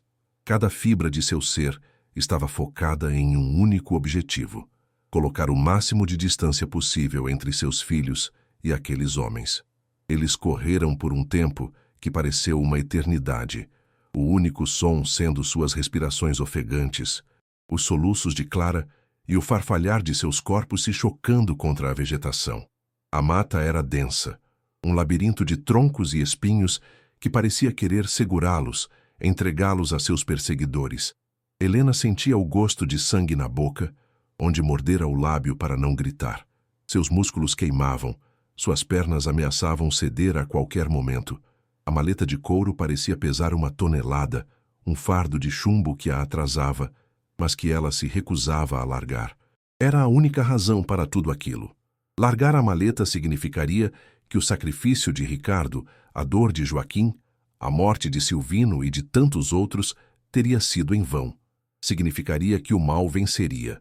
A adrenalina e a raiva lhe deram uma força que ela não sabia que possuía. Ela não estava apenas fugindo. Estava protegendo um legado, carregando a última centelha de justiça daquela terra amaldiçoada. Ela continuou correndo, um passo após o outro, na escuridão. De repente, Joaquim parou, fazendo-a colidir com suas costas. Ele ergueu a mão, pedindo silêncio absoluto. Helena prendeu a respiração, o coração pulsando em seus ouvidos. Eles ouviram os homens gritando atrás deles, mas os sons estavam se tornando mais dispersos, mais distantes. Eles estavam se separando, vasculhando a mata. Mas havia outro som, um som que não vinha de trás. Vinha da direção da casa, um rugido baixo, crescente, faminto. E então, o céu noturno atrás deles começou a brilhar, um brilho laranja e pulsante que se erguia acima das copas das árvores, pintando as nuvens com uma luz infernal. O cheiro de fumaça e madeira queimada chegou até eles, carregado pelo vento. Eles não precisavam ver. Sabiam o que era. A casa. Eles estavam queimando a casa, queimando o passado, queimando as provas, queimando o túmulo de Ricardo de Almeida. O brilho do fogo iluminou o rosto de Joaquim, revelando uma expressão de tristeza profunda e fúria impotente. A casa que fora testemunha de tanto horror estava sendo purificada pelo fogo, mas da maneira mais profana possível. A visão do fogo deu a Helena um novo tipo de força, uma força fria, nascida da raiva. Eles não estavam apenas tentando matá-la, estavam tentando apagar a história, apagar a memória, apagar a própria verdade. O fogo não era apenas destruição, era a prova final da culpa deles. Eles só queimariam a casa se tivessem algo imenso a esconder. Agora, mais do que nunca, a maleta em sua mão era a única coisa que restava. Era o único testamento. A voz de Ricardo, a confissão de João Arruda, a lista de nomes nos diários. Tudo estava ali, naquela caixa de couro mofado. Ela sentiu um calafrio percorrer seu corpo, mas não era de medo, era de determinação. Ela não iria apenas sobreviver, ela iria lutar. Ela iria usar aquela maleta para queimar o império de Valdemar até as cinzas, assim como ele estava fazendo com a casa de seu tio. A costureira pobre e desesperada, a viúva enlutada, estava morrendo naquela floresta escura, e em seu lugar, uma vingadora estava nascendo, forjada no fogo do desespero e da injustiça. Ela olhou para Joaquim e ele assentiu, entendendo a mudança em seus olhos. Estamos quase lá, sussurrou Joaquim, puxando-a para a frente. Minha casa é logo depois daquele riacho. Eles não conhecem essa trilha. O barulho da água vai esconder nossos passos. A promessa de segurança, mesmo que temporária, era um bálsamo. Eles voltaram a se mover, agora mais silenciosamente, a luz do incêndio servindo como um guia macabro atrás deles. Helena podia sentir o alívio começando a se infiltrar em sua exaustão, mas o destino ainda não havia terminado com ela. Quando estavam a poucos metros do riacho, cujo som suave de água corrente era a música mais doce que ela já ouvira, um feixe de luz de lanterna cortou a escuridão bem à frente deles, bloqueando seu caminho. Parados aí, uma voz gritou. Era um dos capangas. Ele os havia flanqueado, antecipando o caminho deles. Helena congelou, o coração despencando em seu estômago. A esperança se estilhaçou. A armadilha havia se fechado. O homem era uma silhueta escura contra a luz de sua própria lanterna. Mas Helena podia ver o brilho metálico de algo em sua mão. Não era uma faca, era uma arma. O capanga deu um passo à frente, o feixe de luz dançando sobre os rostos aterrorizados de Helena e das crianças. Clara soltou um grito agudo de pavor, um som que rasgou o silêncio da noite e pareceu perfurar o coração de Helena. Passem a maleta para cá, devagar, disse o homem, a voz calma e perigosa. O doutor mandou dizer que a oferta ainda está de pé.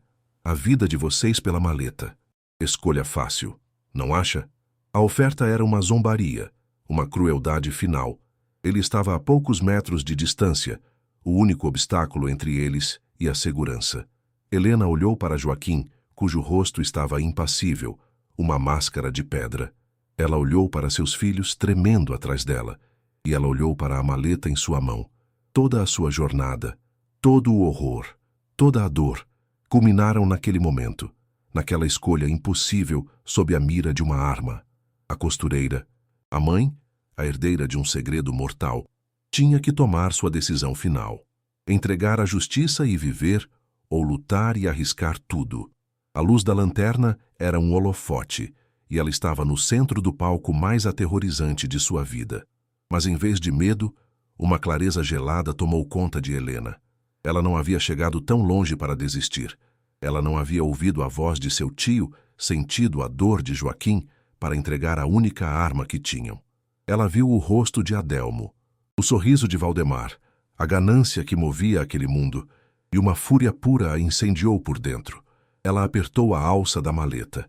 Em um movimento que surpreendeu a si mesma, em vez de entregar a caixa, ela a balançou com toda a força que tinha, mirando na mão do homem que segurava a arma.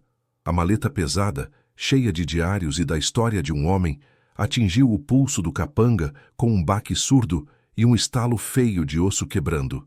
O homem gritou de dor, a arma caindo no chão. Antes que ele pudesse reagir, Joaquim, com a agilidade de um homem décadas mais jovem, avançou e o empurrou com violência. O capanga desequilibrou-se e caiu para trás, rolando por um pequeno barranco em direção ao riacho, com um grito de surpresa e dor. O som de seu corpo batendo na água foi como uma explosão no silêncio da noite. "Corre!" Joaquim gritou, agarrando o braço de Helena e puxando-a para a frente. Eles não esperaram para ver o que aconteceria com o homem. Atravessaram o riacho, com a água gelada subindo até seus joelhos. O choque do frio quase fazendo Helena cair. O som de seus passos chapinhando na água mascarou o som de sua fuga. Do outro lado da margem, eles mergulharam de volta na escuridão da mata sem parar, sem olhar para trás. Os gritos do homem na água foram se tornando mais distantes, abafados pelo som do riacho e pela distância crescente. Helena corria, o peito queimando, as pernas como chumbo, mas com uma nova sensação pulsando em suas veias. Ela havia revidado. Ela não era mais uma vítima passiva. Ela era uma lutadora. A imagem do rosto chocado do capanga, do som do osso quebrando, da queda, ficaria com ela para sempre. Mas naquele momento, era uma marca de sua transformação. Ela havia escolhido lutar. E agora, carregando a maleta e seus filhos através da noite escura, ela corria não apenas de algo, mas em direção a algo. Uma chance, por menor que fosse, de justiça. O casebre de seu Joaquim era pouco mais que uma cabana de pau a pique, escondida em uma depressão do terreno e quase completamente engolida pela vegetação. Era invisível da trilha principal. A fumaça que ele vira na casa de Helena vinha de uma chaminé inteligentemente disfarçada. Era o esconderijo perfeito de um homem que passara a vida se escondendo. Ele os empurrou para dentro, para um único cômodo iluminado por um lampião a querosene, cujo cheiro forte de combustível se misturava ao de café e fumo de rolo. O lugar era pobre, mas era limpo e, mais importante, era seguro. O som da perseguição havia desaparecido completamente, substituído pelo som suave do vento e pelo canto dos grilos. Helena desabou em uma cadeira de madeira, o corpo inteiro tremendo de exaustão e adrenalina. As crianças, finalmente seguras, choravam silenciosamente, agarradas a ela. A maleta caiu de sua mão no chão de terra batida com um baque surdo. Ela olhou para aquele objeto e viu não apenas um fardo, mas a sua única arma, a chave para sua vingança e redenção. Joaquim fechou a porta e colocou uma tranca de madeira pesada no lugar. Ele se virou para Helena, os olhos brilhando na luz do lampião. Havia um respeito novo em seu olhar. "Você foi corajosa, moça. Mais corajosa que muito homem que eu conheci." Helena balançou a cabeça, incapaz de falar. Ela não se sentia corajosa. Sentia-se esgotada, aterrorizada, mas também estranhamente viva. Ela havia tocado o fundo do poço da violência e saído do outro lado, transformada. Joaquim serviu-lhe uma caneca de metal com água de um pote de barro. A água era fresca e tinha um gosto de terra, e foi a melhor coisa que Helena já bebeu. Enquanto ela bebia, Joaquim foi até um canto escuro do casebre e mexeu em um baú de madeira. O que ele tirou de lá fez o coração de Helena parar por um instante. Era um telefone grande, cinza, com uma antena grossa e dobrável. Um telefone via satélite. "Eu guardo isso para uma emergência", disse Joaquim, a voz baixa.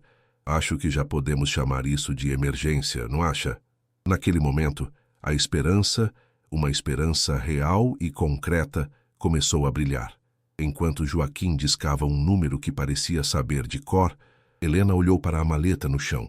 O couro estava arranhado e sujo de lama da fuga, mas parecia mais sólido, mais real do que nunca. Não era mais apenas a história de seu tio. Era a sua história agora. Uma história de sobrevivência, de uma mãe que se recusou a sacrificar a justiça pela segurança, que escolheu lutar contra monstros para proteger seus filhos e a memória dos mortos. O cheiro de fumaça da casa queimada ainda pairava fracamente no ar. Um lembrete do que haviam perdido, mas também do que haviam sobrevivido. Ela abraçou seus filhos com força, sentindo o calor de seus corpos, a realidade de suas respirações. Eles estavam vivos, eles estavam juntos, e eles tinham as provas. A noite ainda era longa e cheia de perigos, mas pela primeira vez, Helena sentiu que a escuridão não venceria. O sussurro na parede não fora uma maldição. Fora um chamado para a guerra. E ela, a costureira de uma cidade distante, havia finalmente atendido. A batalha estava apenas começando, mas ela não estava mais sozinha. A justiça tinha uma nova e improvável soldada. A fuga pela mata fechada foi um borrão de pânico e dor. Helena sentia os espinhos rasgando suas roupas e arranhando sua pele, mas mal registrava a dor. A adrenalina era um fogo líquido em suas veias, impulsionando suas pernas para a frente, mesmo quando seus pulmões queimavam por ar. A mão pequena e suada de Lucas na sua era sua âncora na realidade, um lembrete constante do porquê ela estava correndo. Clara, sendo praticamente carregada por eles, soluçava baixinho, o som abafado pelo farfalhar frenético de seus corpos se movendo pela vegetação. Cada estalo de um galho sob seus pés soava como um tiro em seus ouvidos, e ela tinha certeza de que a qualquer momento as luzes das lanternas os alcançariam, prendendo-os como insetos em um feixe de luz antes do golpe final. O peso da maleta batendo contra seu quadril era um pêndulo contando os segundos preciosos de vantagem que eles tinham. Ela não ousava olhar para trás, com medo de que um simples olhar pudesse custar-lhes a vida, com medo de ver o brilho de olhos predadores na escuridão que os perseguia. O som dos gritos dos homens atrás deles, cheios de raiva e frustração, era o combustível para o terror de Helena. Eles não podem ter ido longe. Espalhem-se. A ordem, carregada pelo vento, fez seu sangue gelar. Eles não eram apenas perseguidores, eram caçadores experientes em seu próprio território. A mata, que deveria ser um refúgio, transformava-se em um labirinto mortal, com perigos em todas as direções. Seu Joaquim, no entanto, navegava pela escuridão com uma certeza que desafiava sua idade. Ele não seguia uma trilha, mas um caminho invisível, gravado em sua memória por décadas de familiaridade com aquela terra. Ele puxava Helena com uma força surpreendente, sua mão áspera e calejada, uma promessa de segurança em meio ao caos. Helena sentia seus músculos protestarem, cada passo uma agonia, mas a imagem do rosto de seus filhos, pálidos de medo, a impedia de fraquejar. Ela não estava apenas correndo para salvar a si mesma, estava correndo para salvar o futuro deles, para tirá-los daquele pesadelo que ela mesma os havia levado a encontrar. A culpa e o instinto de proteção se fundiam em uma energia desesperada. O brilho laranja que subiu ao céu atrás deles foi como um soco no estômago. Um sol artificial e monstruoso que iluminou a copa das árvores com uma luz sinistra. O cheiro acre de fumaça e gasolina confirmou o que seus corações já sabiam. A casa estava em chamas. O santuário e túmulo de Ricardo de Almeida estava sendo apagado do mapa. Helena sentiu uma onda de fúria misturada à dor. Eles não estavam apenas destruindo um prédio, estavam tentando queimar a própria história, apagar um crime com outro. A visão do fogo, no entanto, cimentou sua resolução. A maleta em sua mão não era mais um objeto. Era a alma daquela casa, a última testemunha sobrevivente. Era a voz de Ricardo, as lágrimas de Joaquim, a justiça devida a Silvino e a tantos outros cujos nomes estavam perdidos. Naquele momento, sob o brilho do incêndio criminoso, Helena deixou de ser uma vítima em fuga. Ela se tornou a guardiã de um legado, a portadora de uma verdade que se recusava a ser queimada. Sua corrida não era mais apenas sobre sobrevivência, mas sobre vingança. Uma vingança silenciosa e devastadora que ela carregava naquela caixa de couro. A travessia do riacho foi o batismo de sua nova identidade. A água gelada, que subia até seus joelhos, foi um choque que limpou parte de seu pânico, substituindo-o por uma clareza fria. Eles chapinharam pela correnteza, o som da água mascarando seus passos e apagando seus rastros. Do outro lado, a escuridão parecia mais profunda, mas também mais segura. Os gritos dos perseguidores haviam ficado para trás, confusos e distantes. Eles haviam escapado, pelo menos por enquanto. O casebre de Joaquim, aninhado em uma dobra da terra, era um refúgio improvável, um oásis de calma após a tempestade de violência. Ao entrar, o cheiro de café e segurança a envolveu. Ela desabou. O corpo finalmente cedendo à exaustão, a maleta caindo ao seu lado como uma arma deposta após a batalha. Ver Joaquim trancar a porta com uma viga de madeira pesada foi a primeira vez em dias que ela sentiu uma barreira real entre sua família e o mundo cruel lá fora. Ela olhou para as crianças, encolhidas e tremendo, e as puxou para um abraço feroz, o alívio tão avassalador que era quase doloroso. A revelação do telefone via satélite foi como um raio de sol em uma noite sem fim. O aparelho cinza e robusto, tirado de um baú como um artefato mágico, representava uma conexão com um mundo que ela pensava ter perdido para sempre. Um mundo onde a lei existia, onde monstros como Valdemar podiam ser confrontados.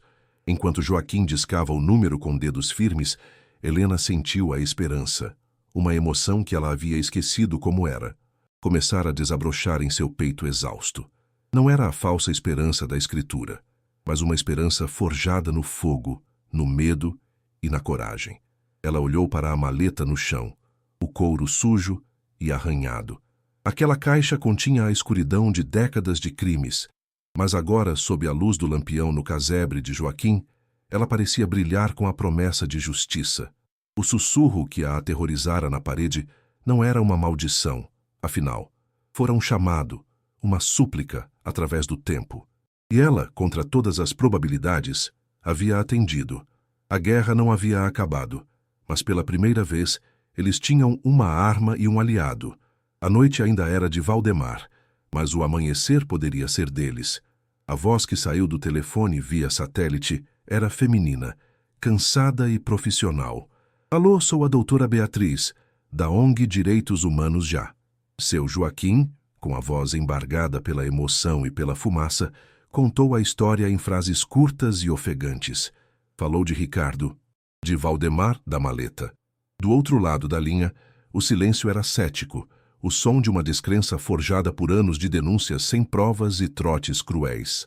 Mas quando Joaquim mencionou as microfitas cassete e os diários emparedados, o tom da advogada mudou. O cansaço em sua voz foi substituído por uma energia cortante, uma intensidade que atravessou os milhares de quilômetros. Não saiam daí. Não falem com ninguém. Mantenham as provas com vocês. Estamos a caminho. Helena ouviu a promessa e sentiu o primeiro tremor de uma esperança real. Não era mais apenas ela, uma viúva desesperada e um velho assombrado pelo passado. Agora, havia uma doutora Beatriz. Havia um nós. A engrenagem da justiça, emperrada por décadas, começava a ranger e a se mover lentamente na escuridão. A noite no casebre de Joaquim foi a mais longa da vida de Helena. O cheiro de querosene do lampião se misturava ao aroma forte do café que o velho preparou em um fogão a lenha. O calor do fogo era um conforto físico que lutava contra o frio do medo que ainda percorria suas veias. Lá fora, os sons da mata, antes aterrorizantes, agora pareciam um manto protetor. O coachar dos sapos e o zumbido dos insetos, uma sinfonia que abafava o som de seus próprios pensamentos frenéticos. Helena segurava a maleta em seu colo, sentindo o peso do couro frio e úmido, o peso de vidas e mortes contido ali dentro.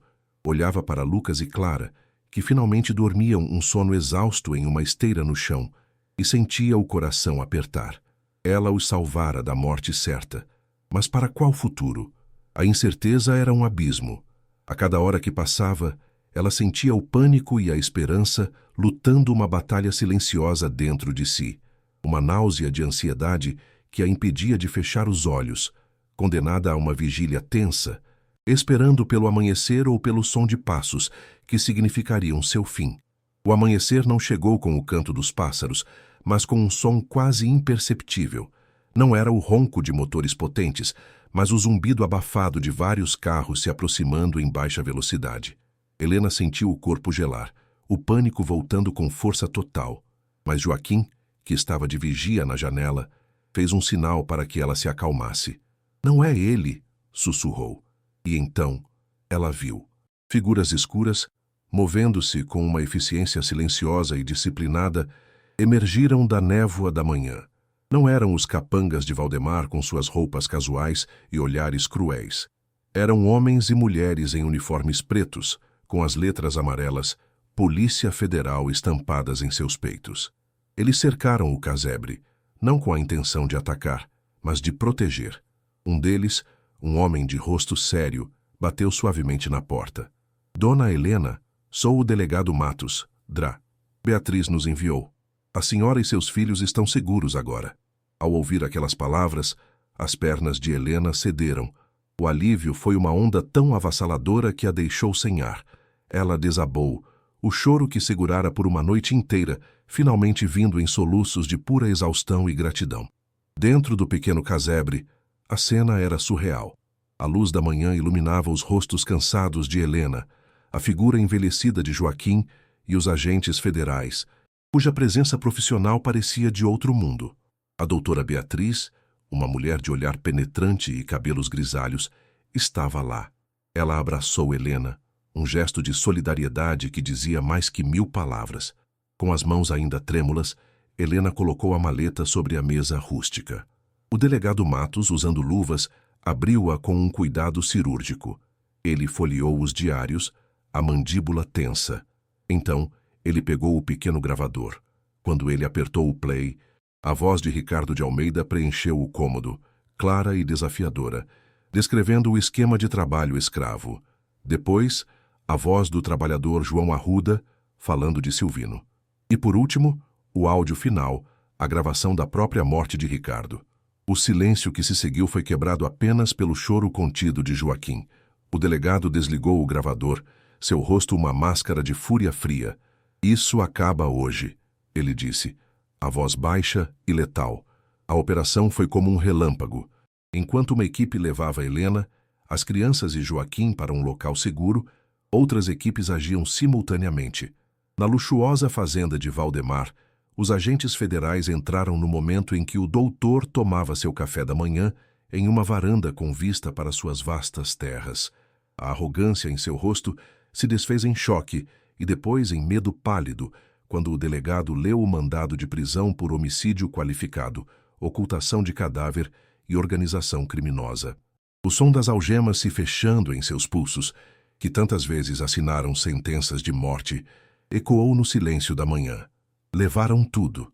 Ao mesmo tempo, Adelmo e seus capangas foram presos na sede da mineradora, surpreendidos antes mesmo de poderem coordenar uma história. A rede de terror que Valdemar construiu por mais de 30 anos, mantida pelo medo e pelo silêncio, desmoronou em questão de horas sob o peso da verdade contida em uma maleta de couro mofada. A justiça, por tanto tempo cega, finalmente abrira os olhos. A casa incendiada tornou-se a cena de crime mais importante do país, sob o olhar atento da imprensa, que agora noticiava o escândalo em rede nacional. As equipes de perícia trabalhavam. Com cuidado, eles demoliram o que restava da parede da lareira. E lá no sarcófago de tijolos, encontraram os restos mortais de Ricardo de Almeida, exatamente como sua última gravação descrevera. A descoberta foi um soco no estômago da nação. Mas o horror não parou por aí. Usando os mapas e anotações dos diários de Ricardo, escavadeiras começaram a trabalhar nos antigos poços de mineração. Não demorou muito. A terra, que Valdemar acreditava comer tudo, começou a devolver seus segredos. Esqueletos foram encontrados, dezenas deles, homens como Silvino, o irmão de Joaquim, cujas famílias nunca souberam seu destino. As valas comuns, antes um segredo sussurrado pelo medo, agora eram uma ferida aberta, exposta para o mundo ver. A terra amaldiçoada estava sendo purificada, não pelo fogo, mas pela verdade desenterrada. Os meses seguintes foram um turbilhão de processos legais. O nome do Dr. Valdemar, antes sinônimo de caridade e poder, tornou-se sinônimo de monstro. O julgamento foi o mais acompanhado da história recente do país. Helena, agora segura e com a aparência mais forte, deu seu testemunho. Sua voz, antes fraca de desespero, agora era firme e clara. Ela contou tudo, desde o aviso de despejo até a fuga pela mata. Depois dela, veio Joaquim, o velho mineiro cuja dor e memória finalmente encontraram um tribunal. As gravações de Ricardo foram tocadas, e a voz do homem emparedado vivo ecoou no silêncio solene da corte, uma acusação final vinda do túmulo. A condenação de Valdemar e seus cúmplices, a penas máximas, foi recebida com aplausos e lágrimas por todo o país. O som do martelo do juiz batendo, declarando a sentença, foi o ponto final na longa e sombria história da Mina Verde. O eco daquele golpe foi o som da redenção, não apenas para Helena, mas para uma legião de fantasmas que finalmente podiam descansar em paz. Em um escritório limpo e com cheiro de papel novo em Brasília, Helena ouvia a doutora Beatriz explicar as ramificações finais. Como única herdeira de Ricardo de Almeida, cuja terra fora comprovadamente roubada através de fraude e violência, ela não apenas tinha direito à propriedade, mas a uma indenização massiva. O Estado brasileiro e os bens congelados das empresas de fachada de Valdemar foram condenados a pagar uma quantia que fez Helena sentir tonturas.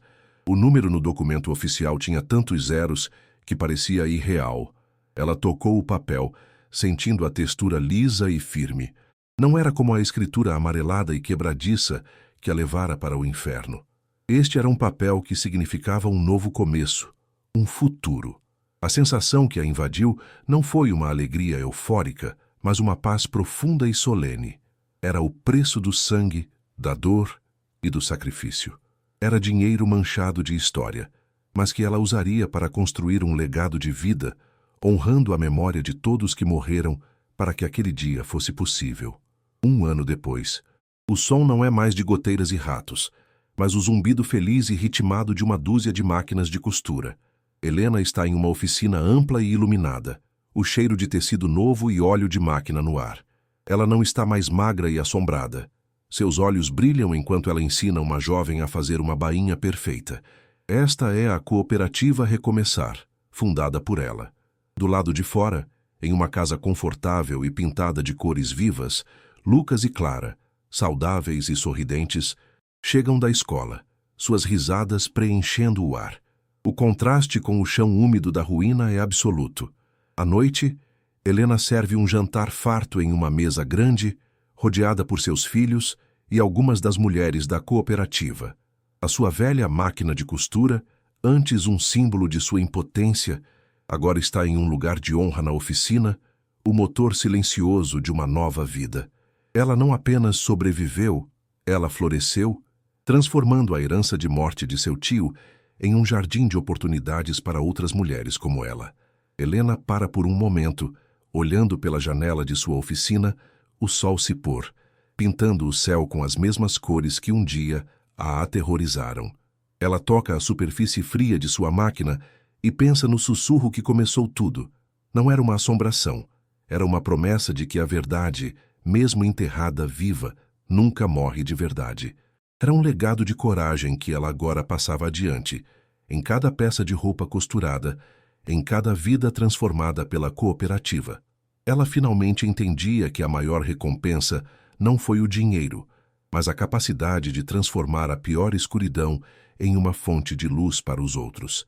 Histórias como a de Helena nos lembram que, mesmo no desespero mais profundo, a semente da resiliência pode florescer em uma força capaz de derrubar impérios.